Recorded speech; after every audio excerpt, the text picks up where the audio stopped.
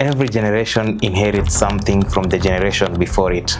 Some inherit wealth, some inherit land, some inherit knowledge, and some inherit values. But what happens when a generation inherits freedom, technology, opportunity, and education, yet struggles to sustain one of humanity's oldest institutions, that is marriage? You know, social media has pasted this perfect marriage life.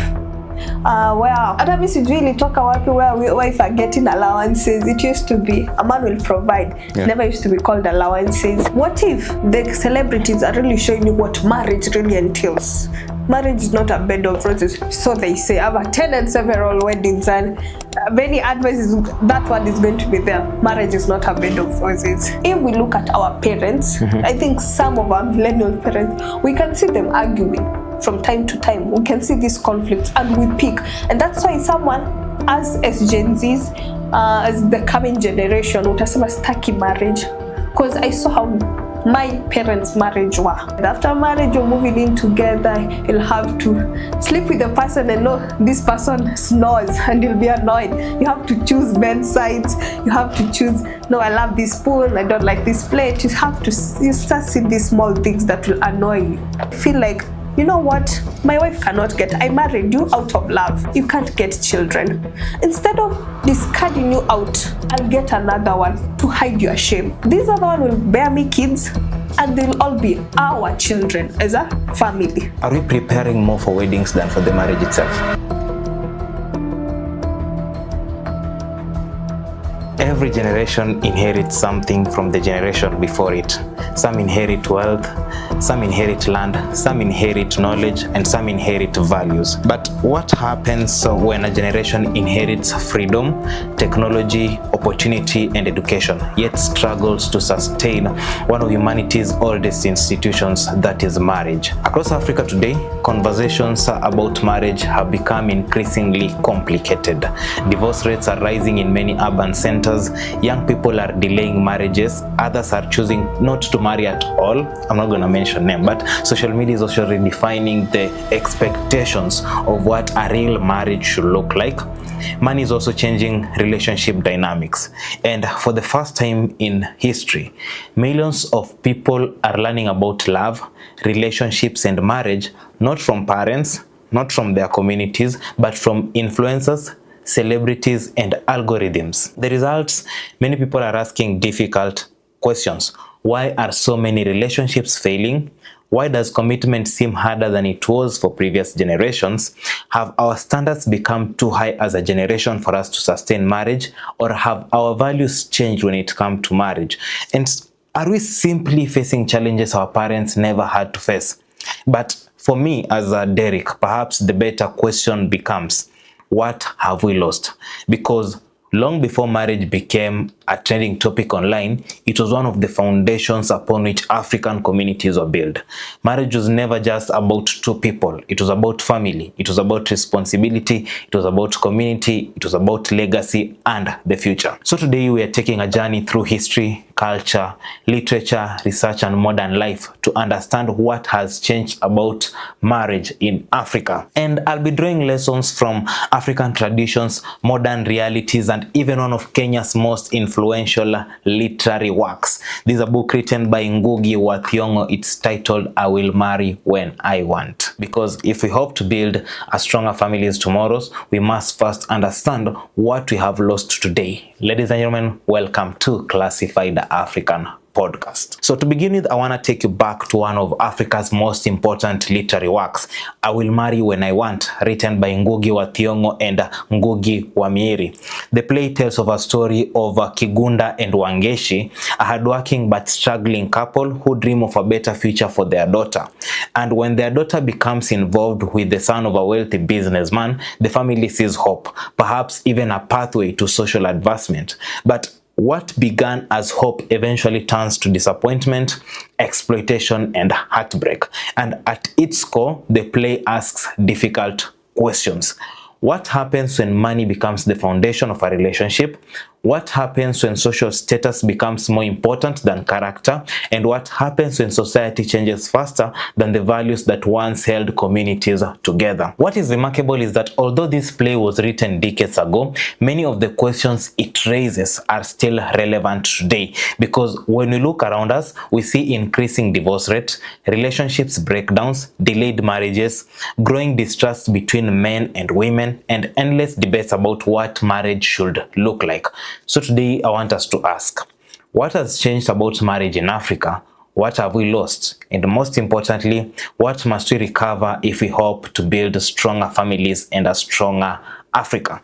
For the concepts of the book I'll Marry When I Want, you can grab your copy at Nuria bookstores so that you can get to understand what is Ngũgĩ wa Thiong'o and Ngũgĩ wa Miri trying to say when they title the book I Will Marry When I Want. One of the greatest misunderstandings about traditional African societies is that marriage was viewed simply as a romantic relationship. For many African communities, marriage was much bigger than romance. We are talking about joining of families, joining of responsibilities, joining of histories, and a commitment to a future generation that things are going to become better.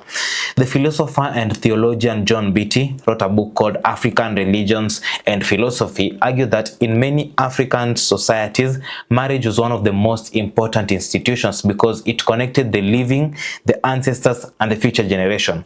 Marriage was not viewed as a private arrangement. It was more of a communal responsibility where people understood something that was often or is most often forgotten today. Strong families produce strong communities. This is something that the traditional African society people truly understand when it came to them setting up marriages. They also understood that strong communities produce a strong society, and this does not mean that traditional marriages was perfect. They were not, because there were also challenges with these marriages. But what I'm trying to mean is that during the traditional African society days, there existed within system that understood marriage as a social institution, not merely a personal experience. I remember when we were in school, one of my teachers used to tell us that during their days growing up, you know, nowadays if you try and beat a child to belonging to someone, you'll have to face the parent despite the child being on the wrong. So a child was more of a communal property, and that helped breed better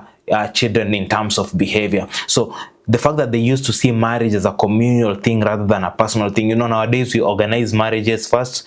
The people who love each other will organize the marriage, then the parents, and then now the family.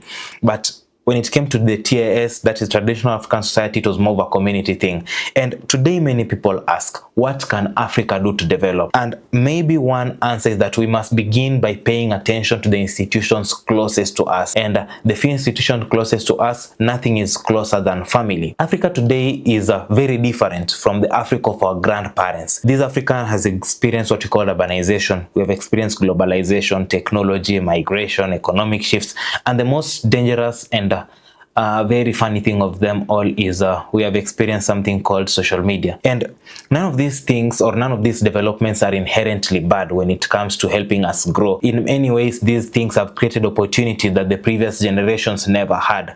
But they have also changed how we think as people, mostly how we think about relationship, how we think about life. You see, in the past, marriage was often viewed through the lens of duty, community, and continuity. Today, marriage is viewed through the lens of personal fulfillment. People are searching for love, compatibility, emotional connection, personal happiness, and most importantly, they look for financial stability in marriage. That's if you don't have financial stability as a person. But the challenge comes when one person in this concept of the modern relationship is expected to fulfill every emotional, social, financial, and psychological need, and the other person is just there to be the one to ask for what he or she wants. And basically that will also bring us to another conversation that we'll have some other time later over young people dating older people because of money and all that. But the author of a book is called David Brooks. He has authored a book called Road to Character. Distinguishes between what he calls resume virtues and eulogy virtues. Resume virtues are things like status, achievement, success, and appearance. And then we have what we call the eulogy virtues, and these are qualities like kindness, integrity, faithfulness, sacrifice, and character. One could argue that modern society increasingly celebrates what we call resume virtues while neglecting the eulogy virtues, and perhaps that shifts is what is affecting how we choose our partners, because many relationships today are built around attraction and lifestyle, but lasting marriages are often built around what we call the eulogy virtues, that are kindness, integrity, faithfulness, sacrifice, and character. But when it comes to this generation, we choose more of success, fame, and all that when we're trying to look for a partner, and I believe there is where marriage is totally getting it wrong. Let me stop here for a minute. We are on the path to building the greatest of all times podcast from Africa. A podcast that helps you reshape how you think about money, self-growth, empowerment. If you believe in what we are doing and want to be part of this journey, take a minute of your time, recheck if you have hit the subscribe button. If you have not yet subscribed, kindly subscribe to this channel. Enjoy the rest of your viewing. One of the most significant forces influencing relationship today, I'd say, is social media. For the first time in human history, we as people, we spend a lot of hours every day. We are watching people's life. They are strangers. Some are in US, some are in South Africa, Nigeria, but we are there to see the proposals being made. We're there to see the luxury vacations, the surprise gifts, the wedding videos, the couple goals, the relationship content, and every single day we watch this thing. But you see, there is a problem. We are often comparing to our realities as people to someone else's highlight reel. In a book written by Jonathan Haidt, it's called The Anxious Generation, he argues that digital environments have fundamentally changed how people perceive themselves and how they perceive others. Comparison has become constant, and relationships are not immune to that. The challenge is very simple. Nobody posts the ordinary moments. Nobody posts the disagreements they have had over bills. Nobody will post the difficult conversations they have. Neither will they post the sacrifices they go through. But you see, marriages are built largely on the ordinary moment rather than what we share online. The danger is that comparison slowly replaces gratitude, because if me as Derek am married and my girlfriend or my wife tries to compare our marriage to someone else, she might not be able to appreciate the little things that I do for her.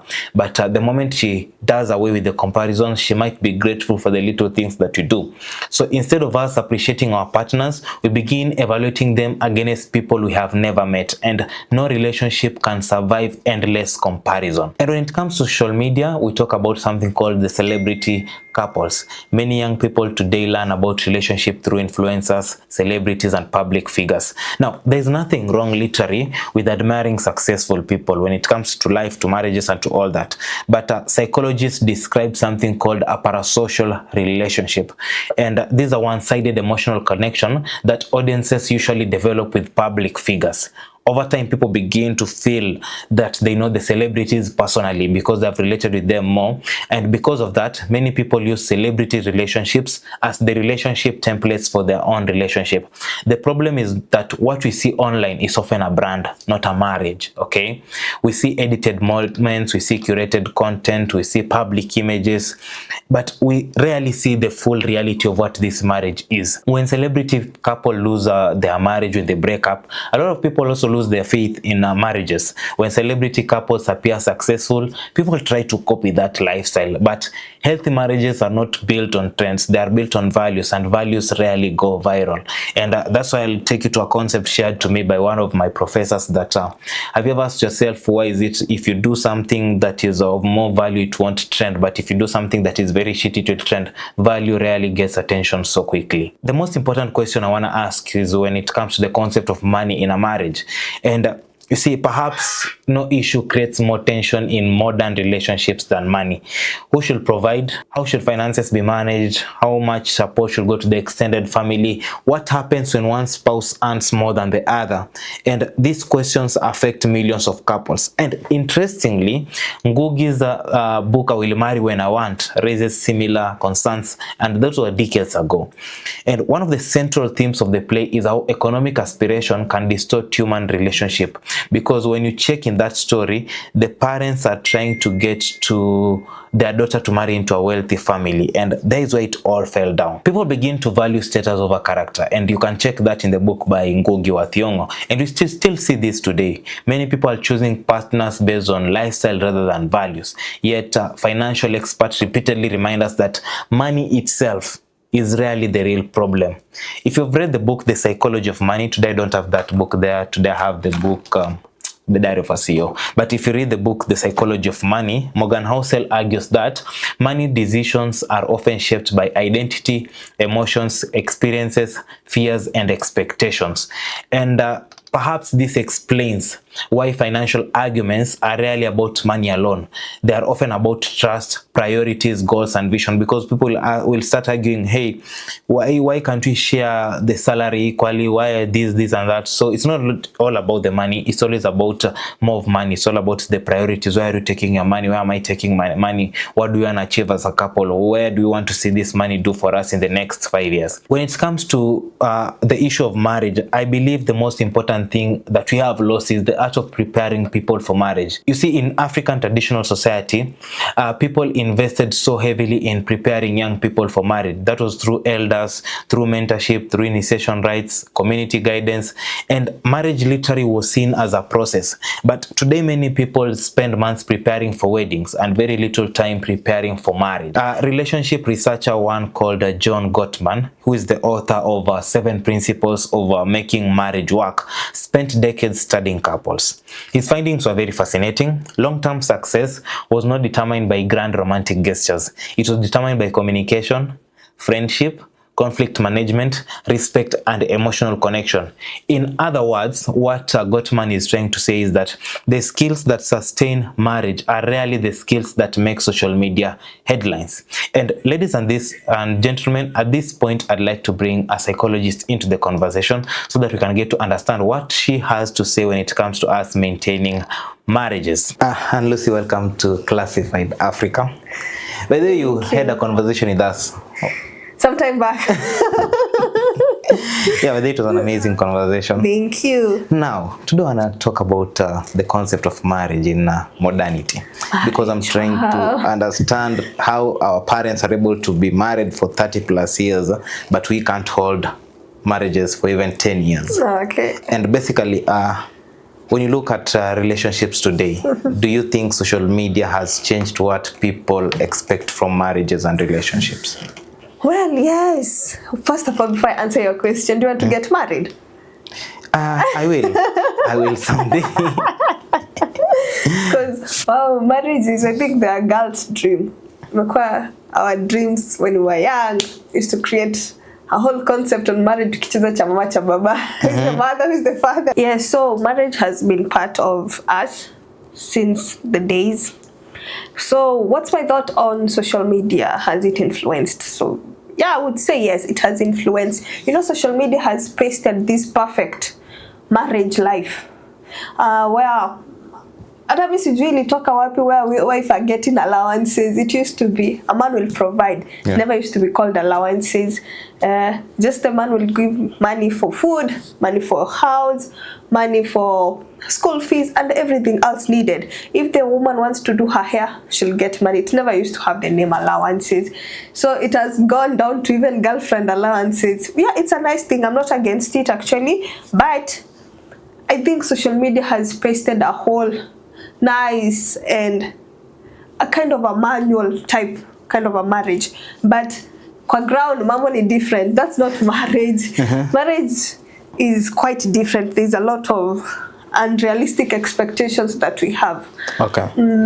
Marriage, we have communications, we have conflict resolutions, we have a lot you have to keep up with. You're not coming together as a man and a woman, you're coming two different people with their families to your life. You'll have to take in this man and his family and this woman with his family.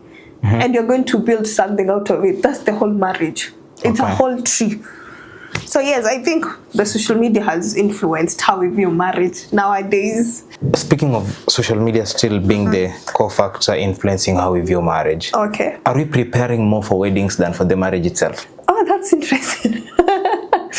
Well, I think anyone ukimuuliza marriage atakwambia wedding first.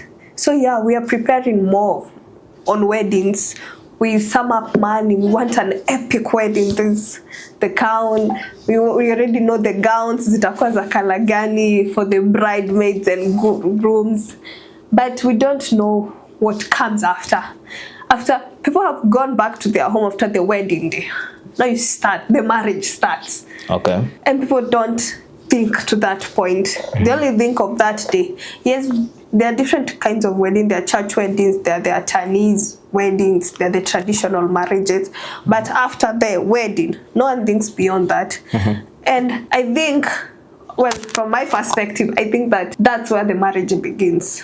That's where you start thinking as two, not one. Just don't become selfish-minded in some things.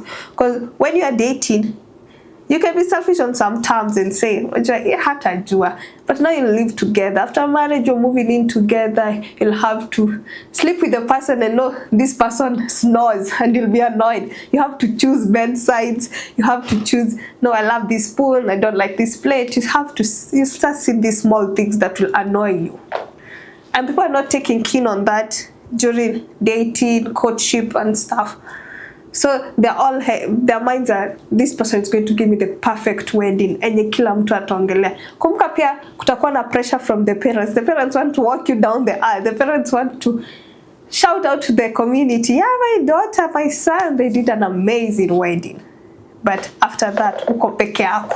What next? Parents really want to walk you down the aisle. Yeah, they do. They'll even ask you over, when are you getting married? All the time. Now, there are two concepts here that I want you to help us understand as per you. Okay. So there is the concept of your mother, when you turn 13 or when you become 18 years, sits you down, takes you through the concepts and parameters of a good wife, being a good wife or making your marriage work. Because basically I'm really mesmerized that our parents have been able to be, for instance, my parents have been married for over 30 years. Wow. But now when it comes to our generation, we can't hold a marriage for even 10 years. So there is that concept of your mother sitting you down, telling you how a good wife behaves towards the husband and all that. I think those are rules from traditional African society that we can't refute. And also it comes to the side of the boy, where the father has to sit the son down and help him understand how to treat the wife well. Because your wife is your wife, not your punching bag and all that. Yeah, true. But now, it's very rare to see a parent sit down with the child and guide him or her through marriage. They might just come in when there is already conflict, but they did not take time to guide them before they tied the knot. Of which now brings us to the concept of celebrity couples. You as a lady, you look on social media, someone is being given allowances, you see this marriage is perfect, they go for vacations and all that. Are celebrity couples destroying the original mindset of marriage and how it should work? Because for them, if it doesn't work, divorce happens and all that. So nowadays they have normalized divorce. So have they made marriage look bad, or they're just trying to depict the fact that if something is toxic, I'll walk away? Because we also can't tell how our parents are able to maintain the marriage, and even if it's toxic, are they just there kuvumilia that, you know what, I said yes to this man, so let me die here? And yet these other generations like toxic. There you go. Yeah. So, well, for celebrities, I think let's look at it beyond the perfection of how they are showing the marriages to be. Yeah. So what if the celebrities are really showing you what marriage really entails? Marriage is not a bed of roses, so they say. I've attended several weddings, and many advices, that word is going to be there. Marriage is not a bed of roses. It's going to be tough. So you're going to be advised those words by someone who has been in marriage for over 10, 20 years. Okay. Celebrities, yes, they'll walk away from a marriage which has maybe toxic, marriage where there's abuse, marriage where they're not sharing common values. So maybe they rushed into a wedding, into the whole marriage institution. Na sasa wamechoka, ndio maana they are walking away. But ask yourself a question. Na akivumilia akufe. What if there is abuse? Because to keep a celebrity's image, I won't showcase everything. I'll showcase what you want to see. Isn't that wrong? That's the business. Yeye ana showcase kama biashara. Ha showcase kuonesha you do what I'm doing. Yeah. I'll preach water but I'll drink wine. Okay. So do what I'm telling you, not what I'm doing. And that's why there's a mistake, because many of us want to be like a celebrity. I'm going to copy paste behavior, how I wear. You see a celebrity in a certain dress, that's what I want to get. You see a celebrity in a certain car, that's what I want to get. But people are different. Her husband, my husband, two different people. My struggles, her struggles, two different struggles. But kunaweza kuwa na common struggles, like communication. Let's say perhaps communication. This man alikuwa amezoea, okay, it's a common thing in men. Amezoea, if I'm going through something, I'll cage it, think about it, find a solution, and then I'll come and tell my wife, by the way, I was going through this and this and that, but I've sorted it out. As a woman, you might take it, why didn't you tell me early enough? Maybe I would have given you a better solution. But remember, mtu hakuzaliwa ama hakubringiwa up communicating everything. There's some things aliambiwa, you're a man, you need to find solutions. You're a man, you need to step up. So anajua hivyo. So that will be one of the conflict, because the woman knows, if we are in this together, you need to tell me everything, no matter what you're going through, no matter how minor it is. Because as a woman, I'm going to tell you everything. Me hata leo ndakwambia, I didn't like the way my nail tech did my nails. It's so minor, but I communicated something. Yeah. And you're going to feel like I'm involved in you in something, right? But if I don't feel like I'm getting involved in your life, it's a core issue. But for celebrity, we don't see that part. We only see the part they're going for vacation. They're going to do something together, family time. The big cars, the surprises, the flowers, what they have done. So I think whatever the celebrities are posting, I'm in for.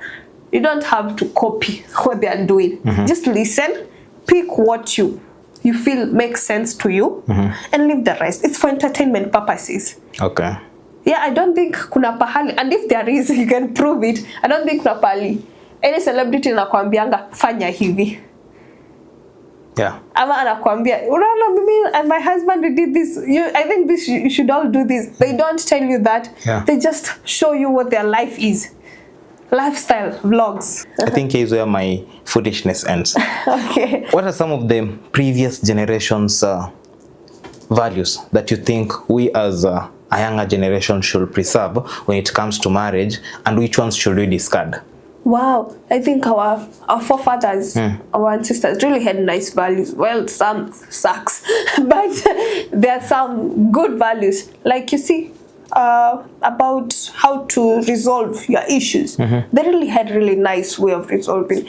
If we look at our parents, I think some of our millennial parents, we can see them arguing from time to time. We can see these conflicts and we pick. And that's why someone, as Gen Zs, as the coming generation, utasema staki marriage. Because I saw how my parents' marriage were. But for them, they saw perfect marriage. Our grandparents, some of our grandparents are still together. Tukiangalia watu wenye wako divorced, grandparents wetu very minimal. Yeah. They either they are polygamous.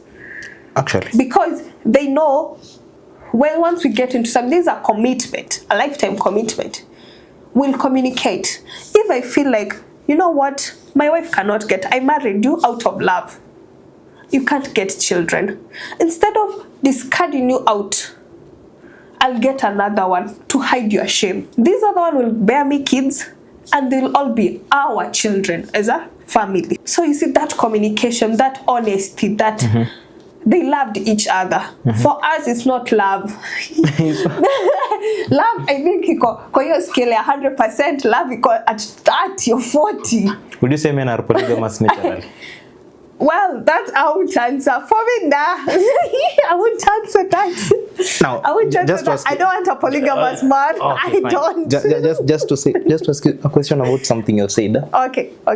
You've said if a man has a wife who isn't able to bear children, instead of me publicizing you out in public through a divorce, that we are divorcing because you can't bear children, we sit down, agree, we get a second wife, the concept of Abraham, Sarah, and Hagar, and all that. Yeah. Now, religion. Would you say polygamy is bad? If if one wife can't give birth to children and they bring in another one to cover up that shame, isn't that good? Thank God for modernization. We have surrogacy. We have IVF. Surrogacy, you're not marrying the second wife. Literally, you're not even going to see the surrogate mother. We have so many ways of getting kids nowadays, which were not there back then. That's why polygamous was okay back then. Because there's no surrogacy, there was no adoption of kids. All this IVF was not there. Oh. But thank God and science, there is. So you don't have a reason to get a second wife just because I can't bear kids.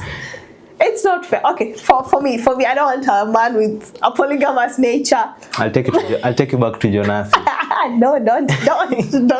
But anyway, every person dreams of a perfect marriage. Yeah, true. A marriage whereby there is mutual respect. You are being treated as a lady. But I think most of women, someone asked me this question the other day. How would you know a lady loves you? Because you men rarely ask for gifts, ask for flowers, ask for this. And me, I was like, the only thing a man values the most is peace of mind and respect. So which advice, you as a psychologist, what advice can you give young people who hope to build lasting marriages? Well, young people, I'm a young person, so I need some advice. But I think I would advise people to look beyond the flashy lifestyle. If you're getting to marriage with someone, just don't look at someone because they have thick pockets. Look at someone, their personality, their values. Do you match in core values? Because yes, I might come to Thiong'o. People fall in love in a second. Nowadays, I just come, we sit, have a talk, and I'm like, oh God, I love your vibe. I'm in love. I really love. Are you just infatuated? Are you just in love with the concept of money? Are you just in love with the idea of having the person? So you can be in love with the idea of having the person? Yeah, you can. You can have a concept of the person in your mind. And I think that's why people even stay in toxic relationships, because I'm in love with what you can become, not what you are. As a woman, they say women can stay up with a person because they see what this person can be in 10 years to come. But the person is not really willing to make the effort to be that person that you really have the image of them. Okay. So for me, I'll meet a person and I'm like, oh God, you know what? Yeah, akili yako utaenda mbali, and I'll stick around because I'm seeing that vision in you. But stop falling in love with the idea. If the person has the idea of how to be a great person, let them actually put it into work. And if they're putting it to work, ni sawa. Then now you can stay with the person. But what if the whole idea ni wewe pia umepaste? At what age of a relationship do you have something called the audit date to realize that okay, I've been dating Annlucy for 2 years. Now, dating is different from marriage. You're going to stay together. So I have to know, does Annlucy love to cook? If she doesn't know how to cook, will I keep her or will I have to find someone? Yeah. Is it something that I'm willing? Okay, a friend of mine was telling me, and my good friend Wafula, that you need to ask yourself if this is something you want to live with till you die. So you marry someone, you find that she doesn't want to iron. Or you marry a man who maybe his behavior is he has to go for parties every Friday. At what age or at what point of the relationship do you sit down and have what they call an audit date? Should we have it here mwanzo before we sign the contract of a relationship to avoid a heartbreak? Or do we have it when we decide now we are going to get married? My pastor says it's good to end a relationship than to end a marriage. True. Well, I have this perspective of you'll never find anyone perfect. It's about complementing each other. You see, a sugar cane, it's very sweet, but it doesn't flower. The sun is the brightest, but it's not cool. Okay. The moon is the coolest, but not the brightest. So you can't have everything. You have to complement. Whatever you fell in love with first, just know it's going to shadow what you don't like. You have to complement each other. You have to understand that this person has these and these and these shortcomings. Are they my strengths? that I can be able to shield her shame. I have an auntie who, for the longest time, I didn't know she doesn't like cooking as much. But whenever I used to go and visit her, I used to love her food. But I never went past the kitchen, because we used to just go kwa dining table, you eat. But one day, the husband died. May he rest in peace. And we went there to visit her, you know, the whole morning session period and stuff. And time went, like 5 months down the line, after morning, now she has started cheering up and everything. We went to visit her and she cooked. And we were like, we all asked questions, "Ni chakula yako kweli?" Then you realized it was the husband. So, siku ya kwanza, you're like, okay, I won't question. She has not been cooking because she has been mourning, maybe. But unajua hiyo skill nafaa kwa mkono. So, after several days, ndio mnaanza kurealize leo ameka chumvi mingi, kesho ni mafuta kidogo. Some things. We realized it's the husband who used to cook. And we're like, wow. The husband never publicized it. But alijua. This is my wife's shortcoming. Yeah, this is my wife's shortcoming. She doesn't like how to cook, so I'll cook. And my wife has a strength in something else, so I'm going to uphold that and hide this. And they used to work perfectly. As we bring this conversation to a close, I want us to think about a bigger question. What kind of Africa are we trying to build? Because every nation is built on institutions, and one of the most important institution is family. Ngũgĩ warned us in his book that when money becomes the central of everything, values are lost. And African tradition society reminds us that marriage is bigger than just two individuals. Modern research reminds us that comparison, celebrity culture, and unrealistic expectation can distort relationships. So, whatever is facing Africa today might not be a problem of an individual, but it could be a problem that we have lost the roots to our own marriage rights that were passed down from generation to generation. My name is Mavali Derek. This has been Classified Africa. I'll see you on the next episode.